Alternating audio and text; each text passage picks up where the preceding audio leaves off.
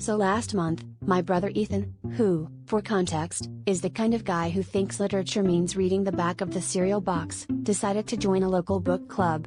Not because he had a sudden thirst for Fitzgerald or Tolstoy, but because he heard they had free snacks. The first meeting, he showed up with an empty stomach and left with pockets suspiciously bulging with mini muffins. I thought nothing of it until the next week, when he mentioned he'd been volunteered to help organize the next meeting. For someone whose last literary achievement was skimming a fortune cookie, this was a big step. Fast forward a week, and Ethan is in full panic mode.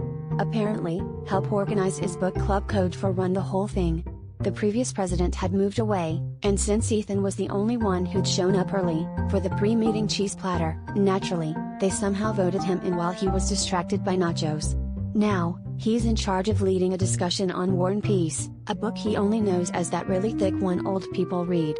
Desperate, Ethan turned to his old friend Wikipedia, reading the summary so many times he accidentally memorized the list of characters in alphabetical order but still thought Tolstoy was a kind of vodka.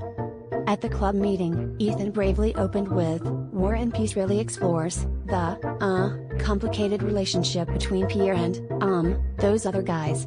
And, you know, the war. And the peace. Anyone else have thoughts? The room went silent, so he steered the conversation toward the real conflict, more importantly, who ate all the barbecue chips.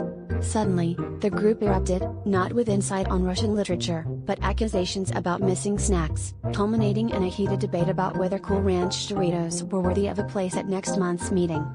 By the end of the night, Ethan hadn't faked his way through Tolstoy, but he had established a new club rule: war is hell, but running out of snacks is the real tragedy.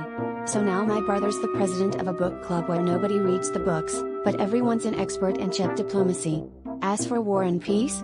Well, according to Ethan, it's a lot like our snack table. There's always a struggle for power, and someone's feelings always get crushed.